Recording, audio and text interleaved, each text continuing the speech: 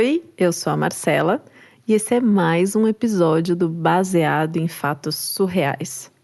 E atendendo a pedidos dos queridos ouvintes que seguem o Baseado em Fatos Surreais lá no @bfsurreais do Instagram, a história de hoje tem amor, romance, é quase um conto de fadas. Lembrando que se você quiser apoiar esse podcast para que ele continue chegando em muitos radinhos, vai lá em bfsurreais.com.br/contribua. Vamos pro caso surreal? Baseado em fatos surreais.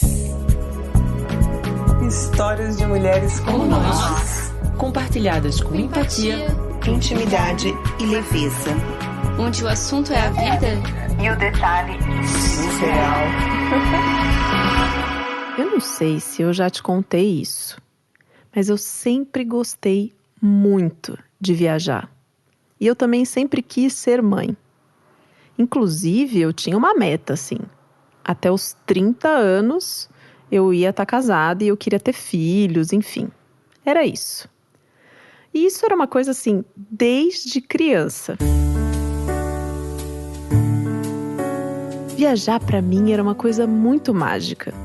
O que, se eu for olhar para os meus pais, assim, é uma coisa bem diferente do que eles fazem. Porque meus pais são do interior, têm uma fazenda...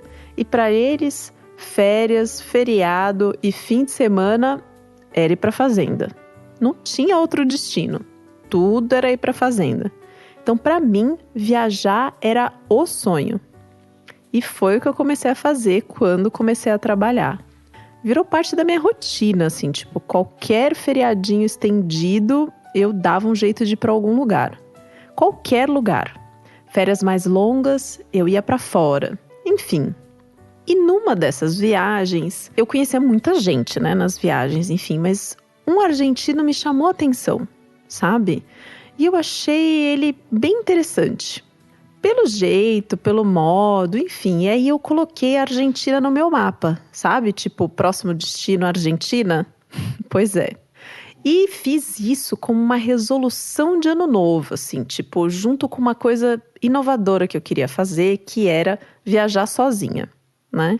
Então, ali no ano novo de 2009 para 2010, eu estava com 27 anos, eu disse, minha proposta esse ano vai ser fazer uma viagem sozinha e eu quero ir para a Argentina. Inclusive, eu decidi ir para a Argentina porque lá tinha uma estrutura, não dava medo de viajar sozinha, né? Tinha bastante estrangeiro, enfim. O ano foi passando e eu planejei essa viagem para novembro. Né? Eu peguei férias, emendei com um feriado ali e tal. E a minha meta, dado que eu já tinha conhecido um argentino, era pegar geral. Tipo, sangue nos olhos. Porque até ali, tipo, nossa, eu tava saindo com tanta gente, nada a ver. Nada a ver, assim. Inclusive, o último cara que eu tava enrolada, a gente não cagava nem saía da moita, porque não era namoro, mas também não era só ficar, porque eu não ficava com outras pessoas, mas o cara era um boçal. Tipo, ele bebia, fumava maconha e ficava meio bobo, assim, tipo, enfim. Então eu tava assim, acabei esses enroscos, quero pegar geral e me divertir nessa viagem.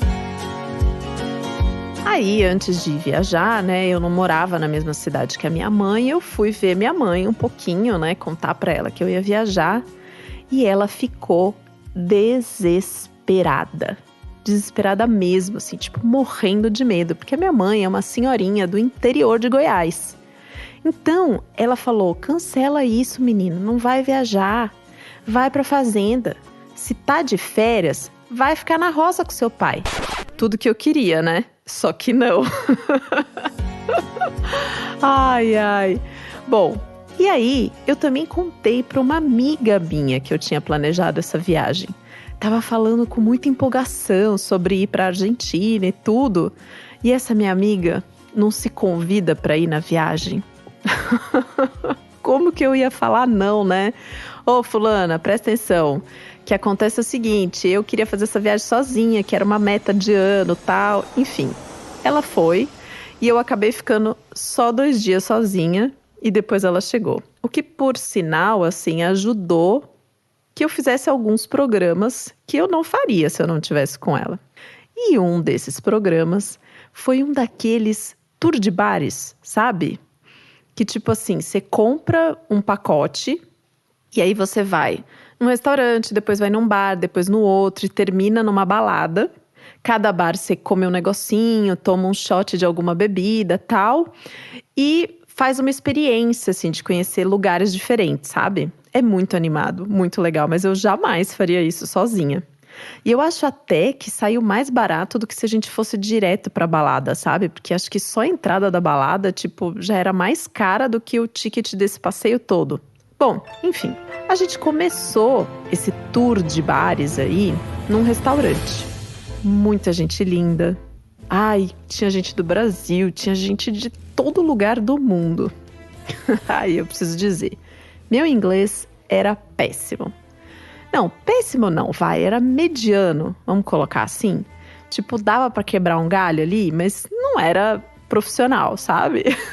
Minha amiga falava inglês melhor do que eu. E o espanhol, claro, né? Aquele portunhol clássico de brasileiro que acha que sabe falar espanhol. Aí tinha uma galera, enfim, vamos conversando com um, vamos conversando com o outro e tal.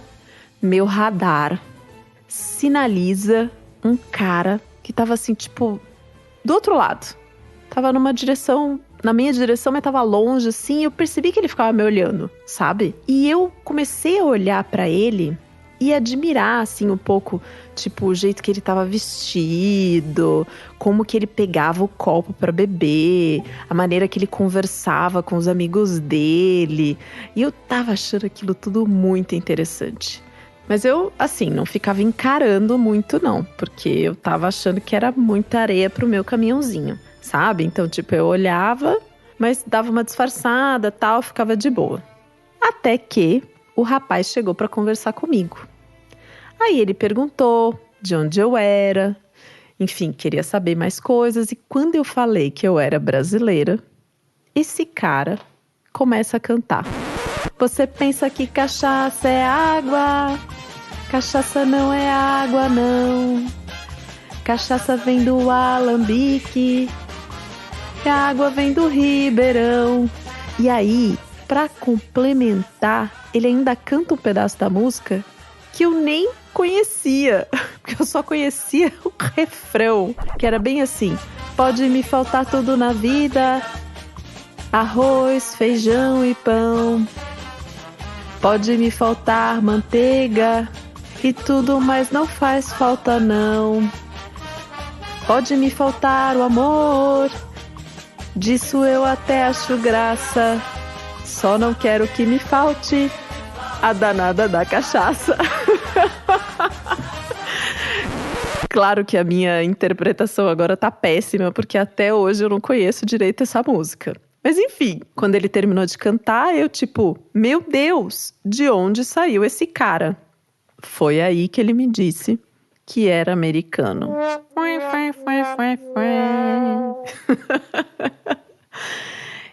E eu tinha muito, mas muito preconceito com americano.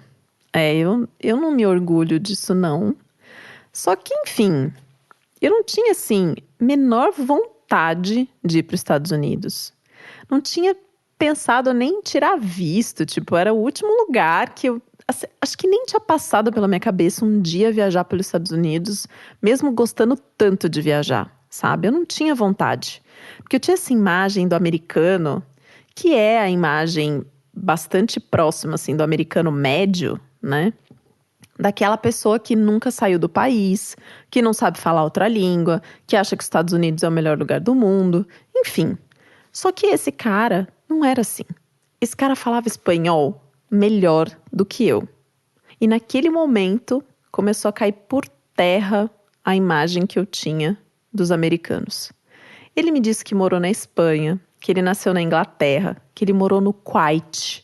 E eu ficava olhando pra ele pensando, meu Deus, que cara interessante. Imagina, ele morou no Kuwait. E aí ele falou o nome dele, assim, no meio da conversa, mas eu até esqueci. Quando a gente foi sair para ir para o outro lugar do tour de bares, eu fiquei com vergonha de perguntar o nome dele de novo e, tipo, só segui o baile, assim. E aí a gente foi para outro bar, foi para o outro, enfim, conversa vai, conversa vem. E eu fui dando os meus shots para ele, porque eu nem gosto muito de beber, enfim, fui fazendo essa gentileza e tal. E olha só, ele tinha ido para a Argentina por causa das argentinas. Então não era só eu que estava lá por causa dos argentinos, não. Porque um amigo dele disse que as argentinas são lindas, gente boa, enfim. Acabou, né? Que a gente ficou. Só que assim, ele tava com um casal de amigos e mais um amigo dele, enfim. E a menina que tava na turma, ela tava muito bêbada. Tipo assim, muito mesmo. E aí, ela começou a tirar fotos nossas. Tipo, o tempo todo ela tirava foto e dava uma gargalhada, assim. Principalmente quando a gente tava se beijando, né? E eu falei pra ele, meu, que história é essa, sabe? Tipo, o que tá acontecendo? Por que essa menina tá fazendo isso? Você tem namorada nos Estados Unidos, é isso? E ele me falou, não tem nada a ver. É que a gente não tem costume, né, de ficar se beijando, assim, em público. Normalmente a gente vai pra uma coisa mais reservada, tal.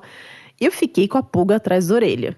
E aquilo tava me incomodando e eu não conseguia entender o que ela falava. Porque ela era da Nova Zelândia, então o sotaque dela ainda era mais carregado. E tipo, eu já não sabia muito falar em inglês, né? Enfim, ela tirava foto, dava gargalhada e a gente se beijava e eu não entendia nada. Isso foi numa quarta-feira. Foi muito gostoso e ele me deu o número de telefone dele, porque ele tinha um chip da Argentina.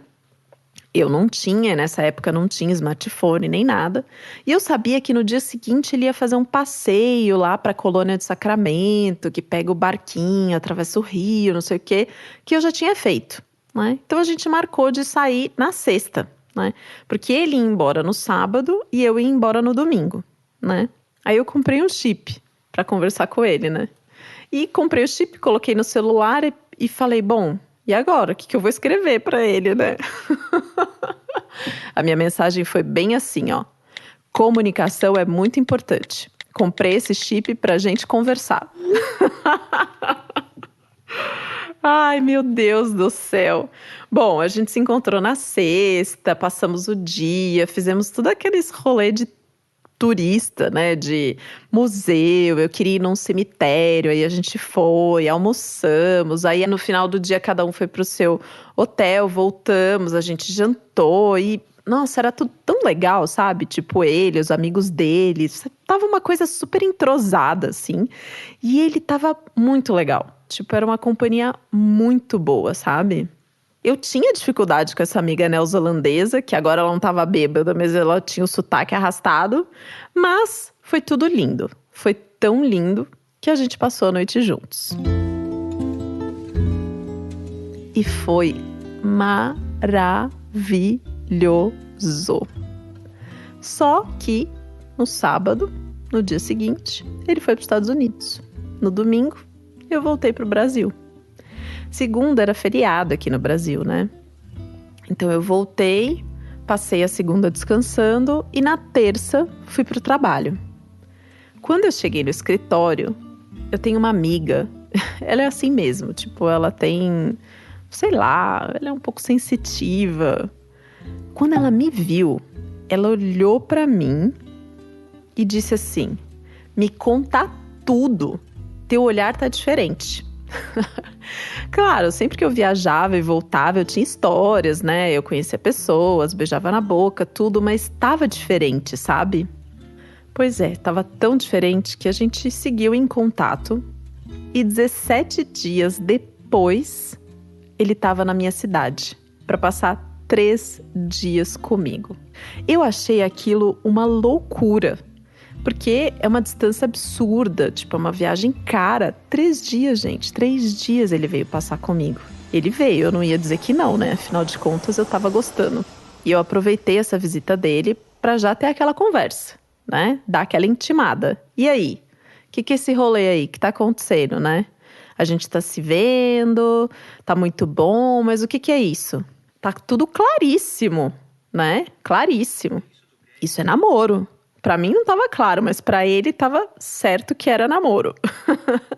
Aí, enfim, tempo passa, eu tirei o visto americano, e isso era dezembro, né? Aí em fevereiro eu tinha uma viagem marcada com as minhas amigas poucos dias antes do carnaval pra gente ir pra Fernando de Noronha. E eu tinha que encaixar ele na viagem. Então eu cheguei pras minhas amigas e falei assim, eu acho que eu vou chamar ele pra vir com a gente, o que vocês acham? Só que ele já tinha comprado passagem, tá? Aí deu uns 2 dias, ele falou que vai mesmo, viu? Aí passou um pouquinho, ele comprou a passagem, ele vai mesmo, gente, vai mesmo. Tinha que ser assim, meio a conta-gotas, que era pra elas não se assustarem, sabe? Mas no final das contas, foi uma viagem muito gostosa. Mesmo sendo uma viagem eu, minhas amigas e ele, foi muito boa. E ali naquela viagem de Fernando de Noronha, eu sabia que ia dar bom, sabe? Foi muito bom. Aí, quando foi abril, eu fui pela primeira vez para os Estados Unidos passar 4 dias. Era Páscoa isso, era Páscoa. Aí, junho, eu fui de novo e passei 2 ou 3 semanas. Eu fiz até um curso intensivo para ver se eu melhorava o meu inglês. Aí, quando foi agosto, setembro, ele deu um jeito, veio pra cá e ficou 1 mês comigo. A gente até montou, assim, um mini escritório, compramos mesa, cadeira, enfim, pra ele ficar trabalhando, remoto e tal. E foi dessa vez que eu fui apresentar ele pros meus pais. E eu levei ele aonde? Na fazenda, né? Na bendita da fazenda, onde meus pais adoram passar todo o tempo livre deles. E eu preciso falar um detalhe, né? Meu pai é delegado aposentado da Polícia Civil, que treina tiro. Inclusive treina tiro na fazenda. Então eu levei esse meu namorado pra fazenda pra conhecer meus pais, né? No lugar onde meu pai treinava tiro. E aí, meu namorado, era um domingo à noite, assim, chega pros meus pais e fala que ele quer pedir a bênção para que ele possa me pedir em casamento. Gente, pedir a bênção pros meus pais. Aí meu pai, com aquele jeitão dele, né? Tá bom, se ela quiser aí, tudo bem. E foi pra sala assistir videocassetada. A minha mãe não. Minha mãe pegou o moço e ficou conversando com ele. Acho que foi 1 hora. Para ele aquilo foi um interrogatório, mas para ela não. Só que imagina, né? Uma senhorinha do interior que nunca foi nem para São Paulo, falando com um gringo que mal falava português, ele sabia um pouco assim, mas mal falava. Enfim, foi uma situação muito engraçada. Até que no final a minha mãe chegou e falou para mim assim, foi muito bom conversar com ele, viu? Ele ficou muito nervoso. Mas aí eu vi que ele é ponta firme. E ele ficou nervoso mesmo.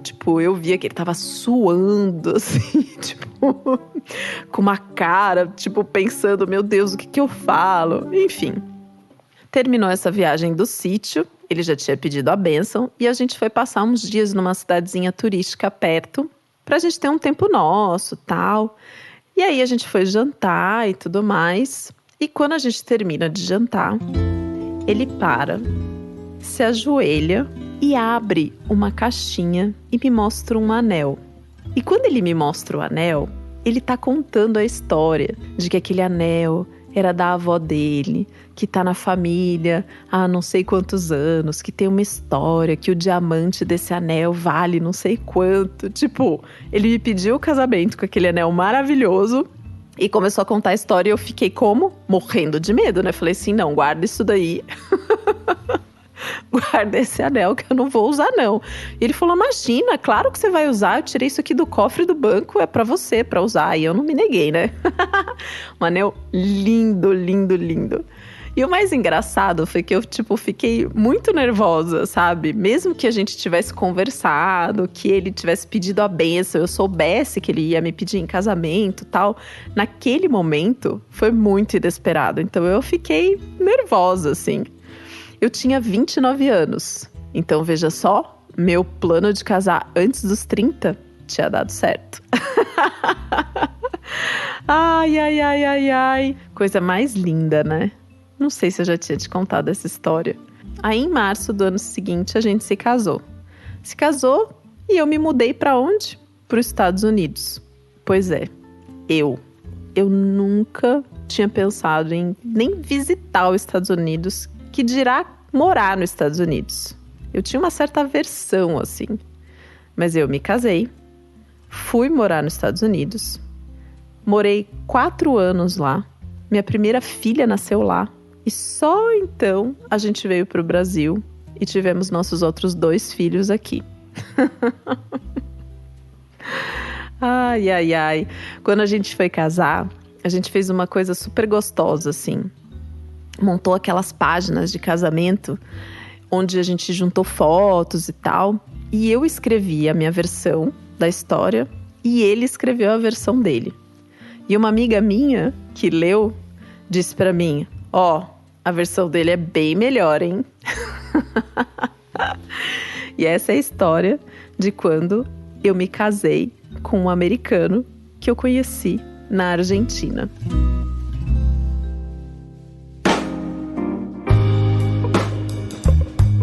Ai, gente, que coisa mais linda essa história, não? Tem um quentinho no coração, né?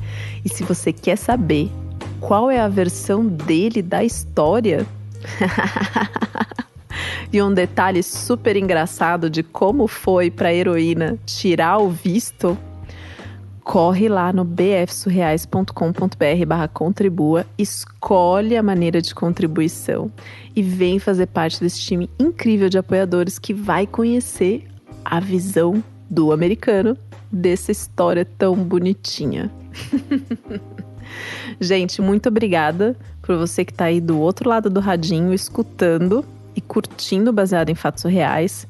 Muito obrigada, heroína, por ter mandado a sua história tão linda, mandado em áudio. A gente deu muita risada conversando sobre esse caso, né? Um agradecimento especial aos meus apoiadores, claro, não posso esquecer. E se você tem uma história para contar, bfsurreais@gmail.com. Até o próximo caso surreal.